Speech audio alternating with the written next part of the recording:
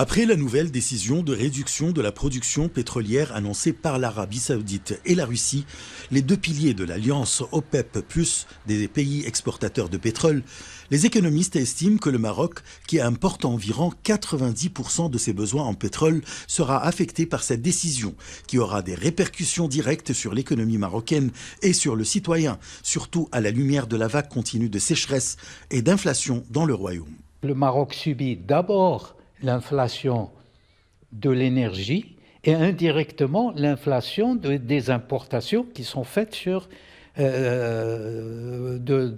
pays de l'Europe. Celui qui paye le prix de cette inflation particulièrement, c'est le consommateur marocain. Et d'autant plus que cette inflation, les chiffres qui sont cités par le Haut Commissariat au Plan disent que les produits de base subissent un double impact au niveau inflationniste. Parce que si l'inflation est considérée d'une manière générale, a été estimée à 6,3% ou 6,1%, eh bien pour les produits de base, elle est du double. Le gouvernement marocain a pris certaines mesures pour aider les citoyens à faire face à la possibilité d'une hausse des prix de l'énergie, en plus de sa tendance à poursuivre sa production en énergie renouvelable afin de réduire sa dépendance aux produits énergétiques qu'il importe de l'étranger.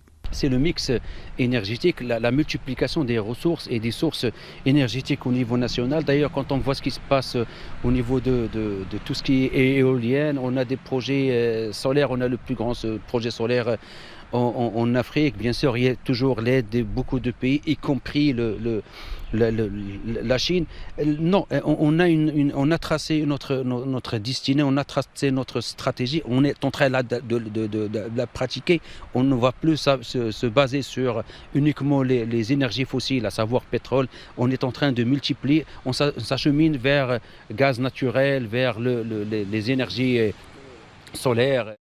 Les experts estiment que malgré les effets négatifs de cette décision sur l'économie marocaine, tous les indicateurs sur lesquels la réduction volontaire de la production pétrolière a été prolongée visent à maintenir la stabilité du marché compte tenu de l'état d'incertitude économique persistant depuis le début du conflit en Ukraine. Jusqu'à présent, la guerre entre la Russie et l'Ukraine déstabilise la relance économique au niveau mondial, qui fait à ce que quand il n'y a pas de relance, il n'y a pas de consommation de pétrole. Il y avait une relance économique à partir de 2022, mais 2023, on a assisté à une chute dans pratiquement tous les pays du monde, surtout les pays qui consomment plus de pétrole. D'autant plus, on assiste à un réchauffement de la planète qui fait qu'on ne consomme plus le pétrole pour le chauffage.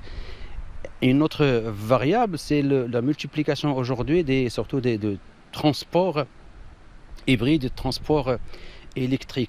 Alors que le ministère saoudien de l'énergie a confirmé son intention de continuer à réduire le volume de sa production d'1 million de barils par jour entre avril et juin de cette année, la Russie a annoncé une prolongation de la réduction jusqu'à 471 000 barils par jour, qui comprend à la fois la production et les exportations. Cela s'ajoute à la réduction de 500 000 barils annoncée en avril 2023 qui devrait se poursuivre jusqu'à fin 2024. Achraf Massoud pour CGT1 français.